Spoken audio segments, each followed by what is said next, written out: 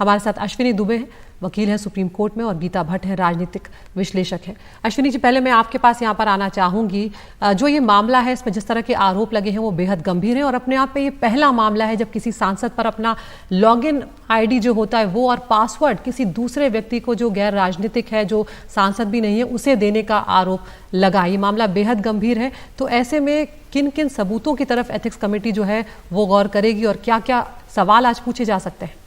देखिए अदिति जी, सबसे पहले ये जो मामला है ये एक लार्जर नेक्सस है। लार्जर नेक्सस को एग्जामिन किया जा रहा है, जिसमें एक पार्लियामेंटेरियन जिसको भारत के संविधान के अनुच्छेद 105 के तहत इम्यूनिटी मिली हुई है कि उसके पास freedom of speech of expression है, प्रश्न पूछने की आजादी है, पब्लिकेशन की आजादी है। और दूसरा जो आरोप को अगर हम देखें तो उसको आरोप को देखते होता है कि जो प्रिविलेज है उस प्रिविलेज का नोइंगली, डेलिबरेटली व्यावसायिक हितों की सिद्धि के लिए, व्यक्तिगत हितों की सिद्धि के लिए, या जो माने कॉन्फ्लिक्ट ऑफ कहें इंटरेस्ट जो पार्लियामेंट के पार्लियामेंटेरियन के पास होता है, उसको जो है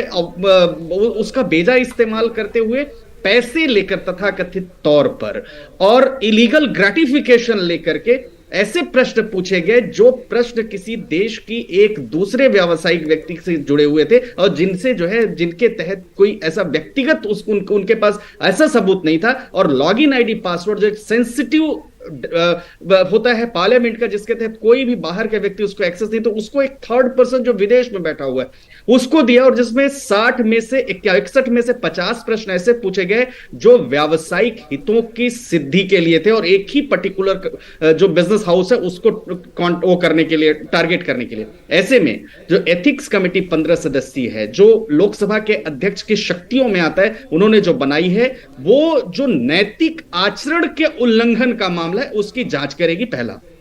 दूसरा जो जय आनंद देहद्राय का एफिडेविट है और उनका जो ओरल एविडेंस होगा उससे यह साबित होगा कि जो पहले प्रश्न उनके द्वारा पूछे गए थे और जो पैसे लिए गए तथाकथित तौर पर, या जो उन्होंने गिफ्ट लिया तथाकथित तौर पर, उसके बदले में जो प्रश्न पूछे गए उसकी सत्यता कितनी है। दूसरा जो कंप्लेनेंट है इसमें निशिकांत दुबे जो खुद एक पार्लियामेंटेरियन है, उन्होंने आरोप लगाया है, उनके आरोप में कितनी सत्यता है। और एथिक्स कमेटी क्रॉस एग्जामिनेशन के तहत यह पूछे कि उनके पास ये सारे एविडेंसेस कहां से आए, आईपी एड्रेसेस कहां से आए। और उसके बाद अगर जो स्वतंत्र संस्था, खासतौर से इसको हम स्वतंत्र संस्था इसलिए कहेंगे, 15 सदस्यीय विभिन्न राजनीतिक दलों के संसद सदस्य इसमें बैठे हुए हैं, एथिक्स कमेटी के जो मेंबर्स हैं, वो प्रश्न पूछने के बाद अगर इस नतीजे पर पहुंचते हैं कि इनके खिलाफ प्रथम दृष्टया मुकदमा बनता है, तो निश्चित तौर पर यह संसद की अवमानना का मतलब मामला होगा। और संसद की अवमानना अगर होती है तो यह निर्भर करेगा लोकसभा अध्यक्ष और कमेटी के सदस्यों के ऊपर कि उनके ऊपर क्या सजा हो, क्या पनिशमेंट हो, क्या इंप्रिजनमेंट हो। जी बिल्कुल। गीता भट्ट जी, यहाँ पर एथिक्स कमेटी की अगर बात की जाए तो उनके पास यहाँ पर ये जांच करने का मामला होगा कि क्या क्या नैतिक तौर पर किसी भी सांसद पर लगा जो आचरण जो है, उस पर लगे जो आरोप हैं, उनको जांच करना है। किस तरह के अधिकार यहाँ पर एथिक्स कमेटी के पास होंगे कार्रवाई करने को लेकर? निधि जी, देखिए, सर्वप्रथम तो मैं कहना चाहूंगी कि कोई भी जो व्यक्ति सार्वजनिक जीवन में रहता है उसको अपनी उनके अपनी जो उनका नैतिक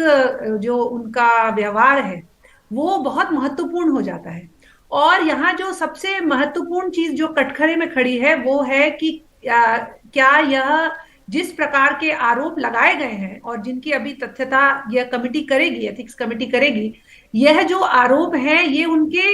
एक सांसद के रूप में, एक प्रतिनिधि जो कि जनता के द्वारा चुना हुआ प्रतिनिधि, जो संसद में जो सर्वोच्च हमारा जो लोकतंत्र है उसका मंदिर है, उसमें जिन प्रतिनिधि बनकर जो आए हैं उनका जो जो है नैतिकता है, नैतिक आचरण है, वो किस प्रकार की है, सबसे बड़ा प्रश्न चिन्ह ये लगा हुआ। और एथिक्स कमेटी जो है, जो कि लगभग 2015 से एक तरह से फॉर्मल तरीके से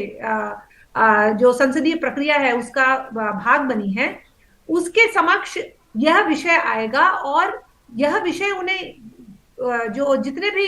प्रूफ्स दिए जाएंगे, जितने भी तथ्य दिए जाएंगे जिन्होंने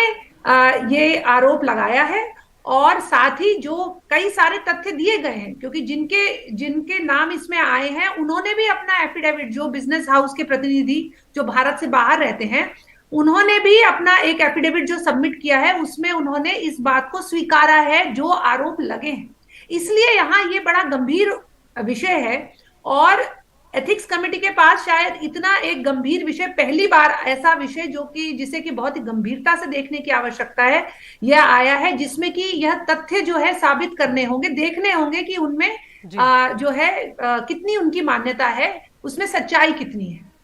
तो साथ ही साथ जो ये बात आई है, बात ये आई है कि जो प्रश्न पूछे गए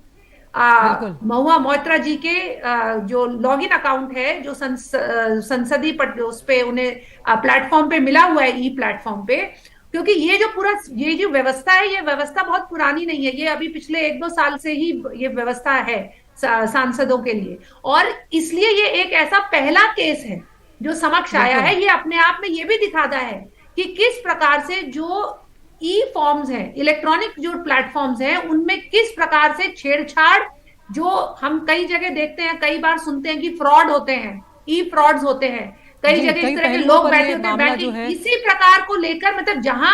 जहां देश के इतने महत्वपूर्ण बिल पास होते हैं, वहां ऐसे प्लेटफॉर्म पर या और प्रश्न पूछे जाते हैं, इतने महत्वपूर्ण प्रश्न जिनको बहुत गंभीरता से लेने की आवश्यकता है। अगर उन्हें किसी और को दिया गया है तो, और इसमें जो भी निर्णय लिया जाएगा वो आगे आने वाले समय में वो अपने आप में जो है एक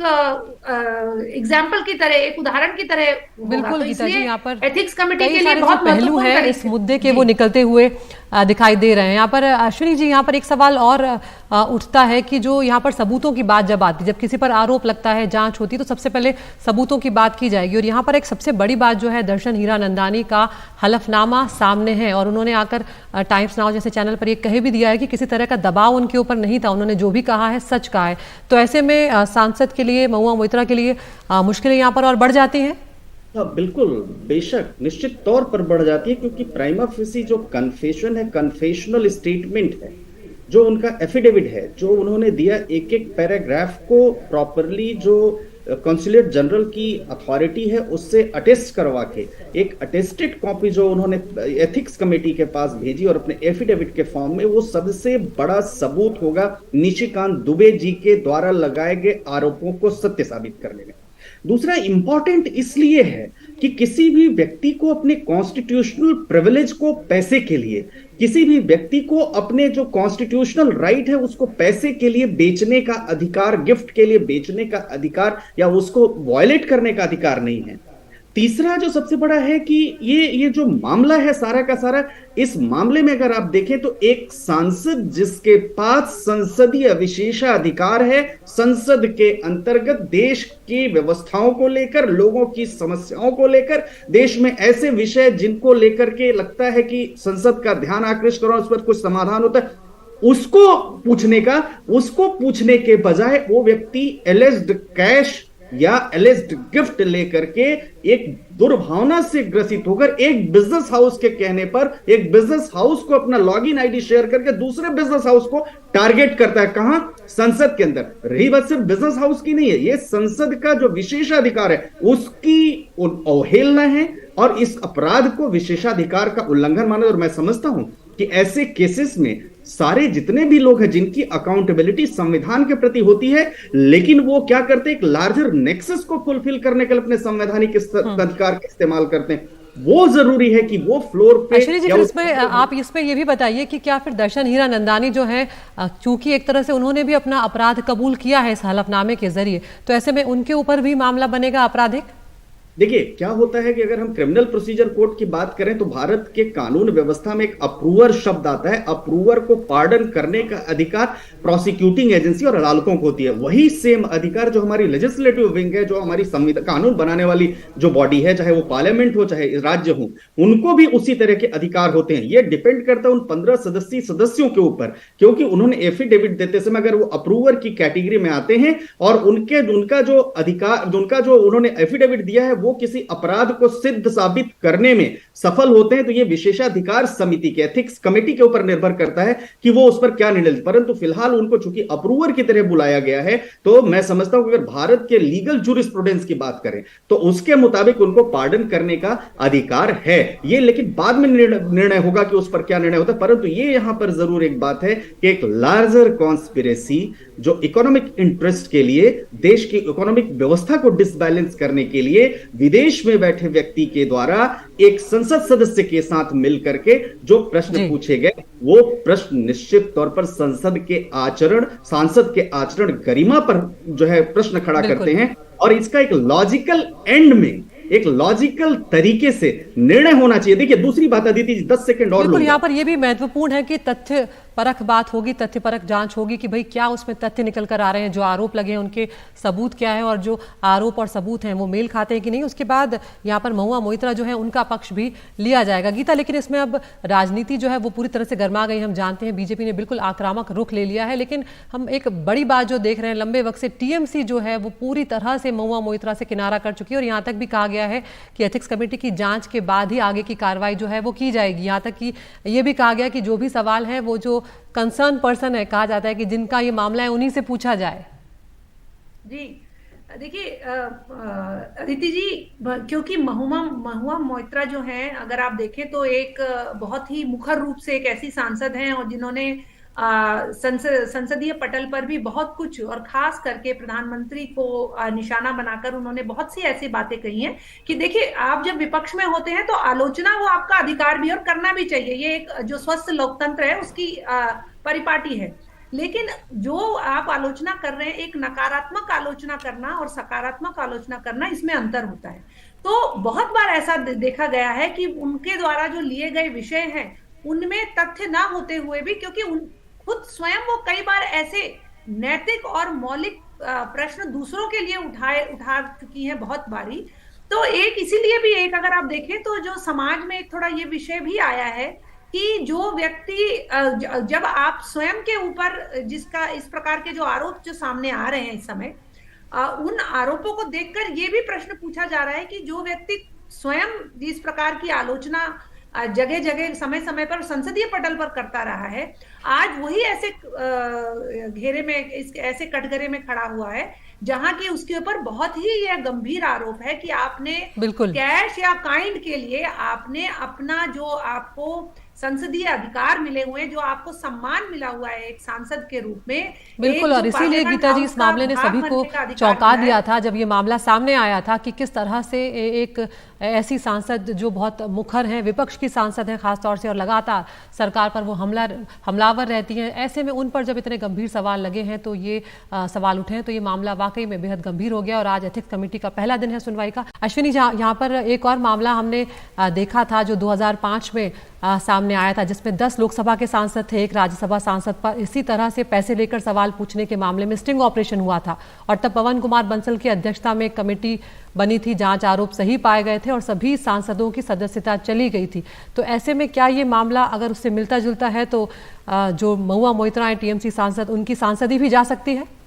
निश्चित तौर पर उनकी सांसदी जा सकती है। उनको अगर मान लीजिए इन दोनों एफिडेविट्स के स्टेटमेंट के बाद उन पे कोरोबोरेशन ऑफ एविडेंस प्रूफ पाए जाते हैं तो उनको अभी इमीडिएट तौर पर सस्पेंड भी किया जा सकता है जब तक इंक्वायरी चलती है। दूसरा, अगर वो प्रूफ पाया जाता है तो उनके खिलाफ क्रिमिनल एक्शन के लिए भी कार्रवाई हो सकती है, क्योंकि सीधा सीधा फिर ये मामला जो विशेषाधिकार का नहीं, सीधा करप्शन का ये मामला हो जाएगा। तो उनके खिलाफ जो है संस्तुति हो सकती है कि क्रिमिनल केस रजिस्टर किया जाए, प्रिविलेज नहीं है। उसके अलावा 11 एमपीज के केस से मिलता जुलता इसलिए ये है क्योंकि वहां भी कैश फॉर क्वेरी था, यहाँ भी एलिज कैश फॉर क्वेरी का मामला है। लेकिन दोनों जो एफिडेविट्स हैं, दोनों जो स्टेटमेंट्स हैं, जय एनएन दहद्राय का और उसके अलावा दर्शन हीरानंदानी जो अपना 3 पेज का एफिडेविट दिया है, उन्होंने 3-4 बड़ी महत्वपूर्ण बातें एडमिट की हैं। उन्होंने कहा है कि उनकी friendship TMC MP Mahua Moitra जी से थी। उन्होंने कहा कि लोकसभा जो महुआ मोइत्रा जी हैं वो अडानी ग्रुप को as a route to fame attack करना चाहती थी। और उन्होंने ये भी कहा कि शॉर्टेस्ट रूट ये है कि पहले प्राइम मिनिस्टर श्री नरेंद्र मोदी जी को किया जाए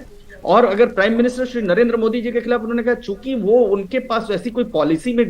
कुछ भी ऐसा नहीं मिल रहा था डिस्टर्बिंग एलिमेंट जिसकी वजह से उनको टारगेट करा, क्योंकि उनकी बड़ी ट्रांसपेरेंट और फेयर चीजें होती थी, तो उन्होंने कहा उनको अटैक करने का संबंध सबसे अच्छा तरीका है कि गौतम अदानी जी को इस पे टारगेट किया जाए, क्योंकि दोनों के दोनों गुजरात से आते हैं। और उसके अलावा देखिए उन्होंने ये भी लिखा कि जो इंडियन ऑयल कॉर्पोरेशन का है जो एक एग्रीमेंट हो रहा था धर्मा एलएनजी जो ज्वाइंट वेंचर है अडानी ग्रुप का, उसके साथ वो क्वेश्चंस ड्राफ्ट किया ताकि वो पार्लियामेंट में उसको पूछ सके in order to embrace the government और to target the Adani group. तो और अपना जो उन्होंने कहा कि ईमेल आईडी है as member login ID parliament का, वो उन्होंने भेजा था। ये सब अगर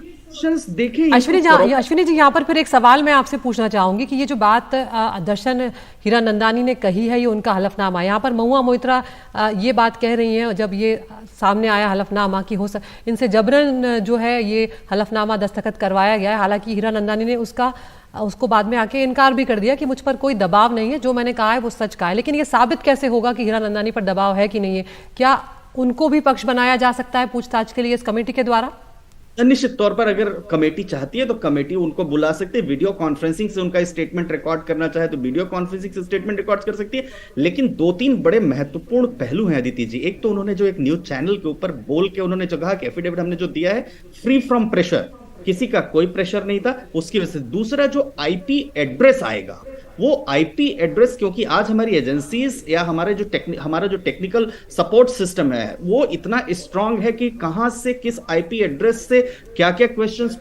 एक्सेस हुआ वो कर सकते हैं। अगर वो आईपी एड्रेस में ये साफ तौर पर साबित हो जाता है कि दुबई में या भारत के बाहर से लॉगिन आईडी एक्सेस हुआ और वहां से प्रश्न बन के आए हैं, तो वो अपने आप में प्रूफ माना जाता है। और चूंकि दर्शन हीरानंदानी जी खुद मान रहे हैं कि उन्होंने एफिडेविट दिया, तो बाद में महुआ मोइत्रा जी के स्टेटमेंट की कोई वैल्यू नहीं जाती, क्योंकि वो कन्फेशनल स्टेटमेंट है कि मैं बिना किसी प्रेशर के, बिना किसी दबाव के स्टेटमेंट दे रहा हूं। तो अब यही वाली बात होगी, उल्टा चोर कोतवाल को डांटे, यानी जो अक्यूज्ड है वो विक्टिम कार्ड प्ले कर रहा है, तो अक्यूज्ड ही कोशिश कर रहा है कि वो विक्टिम बन जाए। वैसी वाली बात है जब दर्शन हीरानंदानी का एफिडेविट आ गया, 3 सालों तक जिनकी इनसे दोस्ती थी, मित्रता थी, लॉयर हैं, और ये दोनों कॉन्सिक्वेंसेस को जानते हैं कि अगर उनके एफिडेविट या उनका स्टेटमेंट या उनका बयान गलत पाया गया,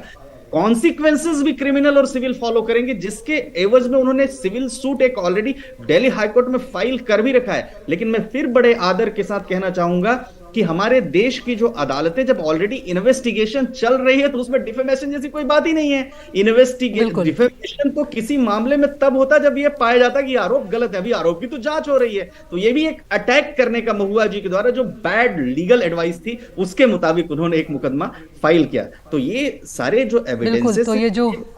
एथिक्स कमेटी है इसकी जांच, इसकी बैठक शुरू हो गई है और सबसे पहले जो बातचीत, जो सवाल पूछे जा रहे हैं वो जय अनंत देहादराई जो हैं, जिन्होंने सबूत निशिकांत दुबे को मुहैया कराए हैं, उनसे पूछताछ कर रही है एथिक्स कमेटी। और क्या कुछ इसमें से निकल कर आता है इस पर हमारी नज़र बनी हुई है। गीता जी, यहाँ पर जिस तरह के आरोप महुआ पर लगे हैं, यहाँ पर मामला ये भी है कि अब ये लोकपाल से भी शिकायत की जा चुकी है और वहाँ पर भी जो है जांच शुरू हो चुकी है। तो ये मामला अब यहाँ पर रुकने वाला नहीं है, कई स्तरों पर इसकी जाँच होगी। ऐसे में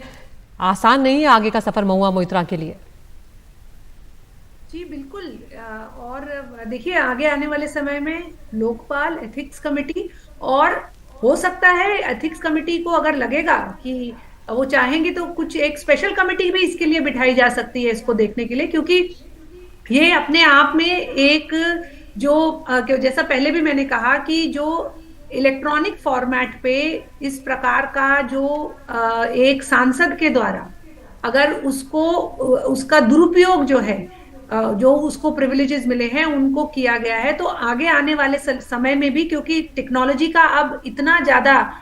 उसका जो है उपयोग अब सारी संसदीय व्यवस्था में हो भी रहा है और आगे आने में होगा, ऐसे बहुत से कठिन कदम आगे आएंगे। तो ये अपने आप में एक संदेश भी जाता है पूरी संसदीय व्यवस्था के साथ जुड़े हुए सभी लोगों के लिए कि इसको इतना जो गंभीर विषय, अपना लॉगिन ईमेल आईडी देना, जिसमें कि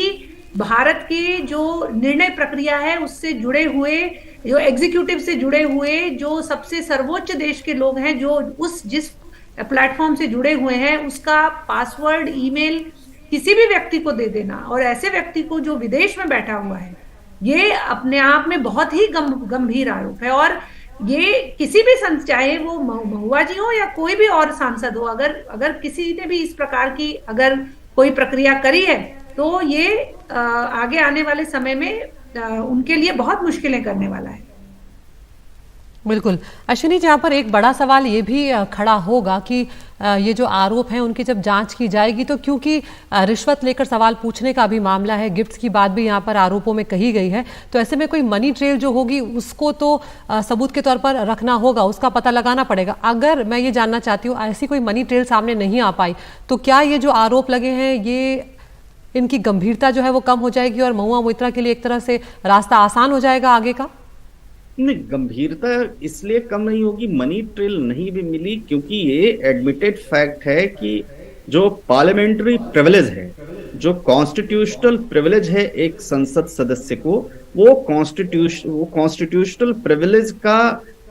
हनन एक व्यावसायिक हितों की सिद्धि के लिए, इरिस्पेक्टिव ऑफ द फैक्ट कि कैश डिलीवर हुआ या नहीं हुआ, या उसकी जांच हो पाई या नहीं हो पाई, गिफ्ट गया या नहीं गया, वो लॉगिन आईडी और पासवर्ड का एक्सेस अपने आप में एक ऐसा बड़ा सबूत है जिसके मुताबिक संसदीय प्रश्न पूछकर एक व्यवसायी के व्यावसायिक हितों को हासिल करने के लिए और उनकी रक्षा करने के लिए एक सांसद द्वारा रची गई आपराधिक साजिश के बारे में जांच हो रही है। और इसमें कोई संदेश नहीं है कि जो 12 दिसंबर 2005 का कैश फॉर क्वेरी प्रकरण था उससे ये मिलता जुलता है। फर्क बस इतना है कि वहां पर एविडेंट्री जो एविडेंस था वो वीडियो के फॉर्म में था, वहां पर जो एविडेंस था वो चूंकि स्टिंग ऑपरेशन हुआ था, और यहां सर्कमस्टेंशियल एविडेंसेस की चेन को एस्टैब्लिश किया जा रहा है। कैसे? जो जिन्होंने लॉगिन आईडी पासवर्ड का एक्सेस लिया उनके एफिडेविट और उनके स्टेटमेंट के द्वारा, उनके बयानों के द्वारा,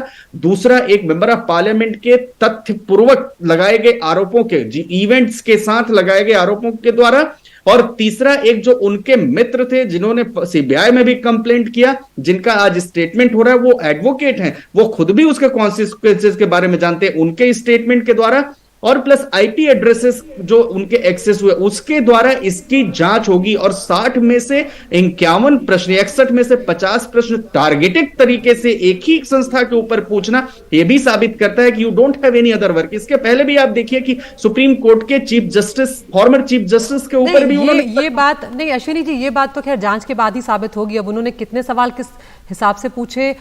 इसको लेकर जब तक सबूत सामने नहीं आ जाते तब तक हम किसी नतीजे पर ना पहुंचे तो बेहतर होगा, क्योंकि विपक्ष की वो नेता है, विपक्ष की वो सांसद है, तो उनका काम ही है सरकार पर सवाल उठाना। जब दूसरी सत्ताधारी पार्टी विपक्ष में थी तब उसने भी सवाल उठाए हैं, तो ऐसे में अभी हम किसी निष्कर्ष पर नहीं पहुंचते कि हो सकता है कि उन्होंने इतने में से इतने सवाल पूछे हों। लेकिन ये बात जरूर है कि अगर जिस तरह के सबूत सामने आ रहे हैं, जिस तरह की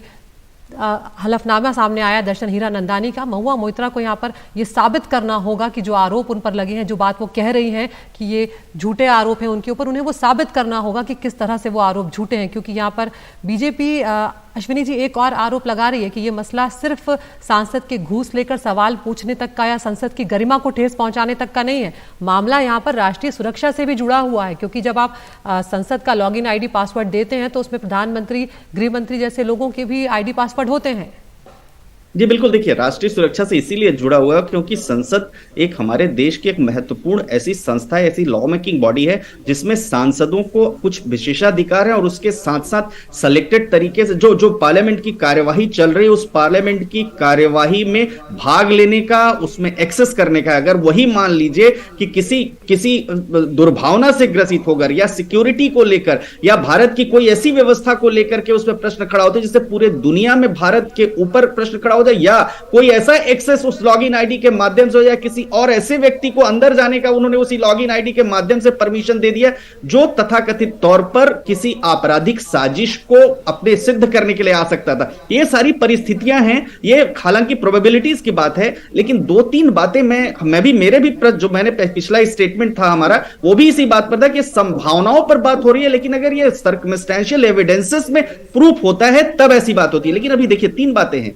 emergence of नेस्टी cash for query in parliament, अगर निशिकांत दुबे जी का हम लेटर देखें। दूसरा serious breach of privilege, contempt of the house, और क्रिमिनल ऑफेंस जो 120A आईपीसी का उसके आरोप लगे हुए हैं। और ये आरोप कल की तारीख में एथिक्स कमेटी, क्योंकि एथिक्स कमेटी किसी एक पॉलिटिकल पार्टी की नहीं है, उसमें 15 सदस्य हैं, 4 और 5 पॉलिटिकल पार्टीज के लोग हैं। वो एथिक्स कमेटी, ऐसा कहा जाएगा और ऐसा माना जाएगा कोई इम्पार्शियल है, इंडिपेंडेंट है, ट्रांसपेरेंट है, क्योंकि उसमें विपक्ष के भी लोग उसमें हैं, तो वो अगर निर्णय पर पहुंचती तभी कुछ होगा। फिलहाल अभी जो सबूत है प्रथम दृष्टया अगर हम देखें, उन प्रथम दृष्टया सबूतों को देखते हुए ऐसा तो लगता है कि कहीं ना कहीं कुछ न कुछ इन्वॉल्वमेंट जरूर है, लेकिन वो बाद में आएगा कि ये एक्चुअल में इसमें कितनी सत्यता है। जी बिल्कुल गीता जी, यहाँ पर एक सवाल ये भी उठ रहा है कि जो विशेषाधिकार कमेटी है उसके पास क्यों नहीं, एथिक्स कमेटी के पास क्यों, लेकिन यहाँ पर जिस तरह के आरोप हैं लग रहा है कि लोकपाल ने तो शिकायत शुरू कर ही दी है, यहाँ पर एथिक्स कमेटी सवाल जवाब कर ही रही है और शायद ये मामला जांच एजेंसियों तक भी पहुंच सकता है। कि देखिए, जिस प्रकार से जैसे कार्यवाही आगे बढ़ेगी और जिस प्रकार से जो तथ्य सामने आएंगे, अगर उन तथ्यों में सच्चाई होगी तो बिल्कुल ऐसा हो सकता है कि आगे जो बाकी जो जांच एजेंसियां हैं उनके पास भी ये जाए, क्योंकि जैसा अभी दुबे जी भी कह रहे थे कि एक लार्जर नेक्सस भी इसके पीछे हो सकता है। अभी हो सकता है कई ऐसी शक्तियां हो जिनके विषय में अभी हमें जानकारी ना हो और वो भी इसके पीछे जो है बहुत सक्रिय रूप से हो, और उनका मतलब सिर्फ यह एक बिजनेस हाउस को निशाना बनाकर उस पर कार्य करने के बजाय कोई और भी बहुत से क्या क्या कारण हैं इसके पीछे। और अगर उसमें कहीं भी किसी भी प्रकार से देश की सुरक्षा का मुद्दा हो या देश की जो इंटीग्रिटी है उससे जुड़ा हुआ अगर कोई मुद्दा होगा तो ये आरोप और ज्यादा गंभीर हो जाएंगे। तो और साथ ही साथ अगर आप देखें तो जो एथिक्स कमेटी है वो अपने आप में जो है जो सांसद हैं, मतलब जो बाकी लोग हैं, अगर उनके ऊपर कोई कार्यवाही करनी, अगर हो सकता है आगे आने वाले समय में ऐसा लगे कि और भी लोग हैं जो इसमें जुड़े हुए हैं और बड़े सक्रिय रूप से यह जो हमें दिखाई दे रहा है कैश और काइंड में जो मतलब जो आरोप है कि लिया गया है प्रश्नों को संसद में प्रस्तुत करने के लिए एक पर्टिकुलर बिजनेस हाउस से ज्यादा का अगर कोई प्रकरण है तो और लोग हैं तो उन पर, क्योंकि जो एथिक्स कमेटी है वो जहां तक समझ आता है वो सिर्फ जो सांसद है उसके ऊपर अपनी कार्रवाई कर सकती है, लेकिन जो बाकी लोगों को के ऊपर भी अगर ऐसा लगेगा कि उनका भी उतना ही गंभीर आरोप और भी लोग हैं जिन पे ऐसा है, तो उसके लिए बाकी जांच एजेंसीज को भी यह केस दिया जा सकता है। बिल्कुल, और इस बात पर विनोद कुमार सोनकर जो कि इस कमेटी के अध्यक्ष भी हैं एथिक्स कमेटी के, उन्होंने एनडीटीवी से कहा भी है कि इसी सत्र में इस मामले की जांच जो है वो खत्म की जाएगी। बहुत बहुत शुक्रिया आप दोनों मेहमानों का हमसे जुड़ने के लिए और विस्तार से इस मसले को समझाने के लिए।